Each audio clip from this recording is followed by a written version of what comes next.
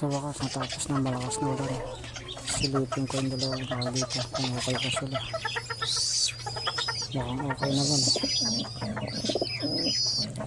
Mapalahibo na pala sila. Kayo dyan, okay lang ba kayo dyan? Maliwalas na rin sa wakas ng panahon.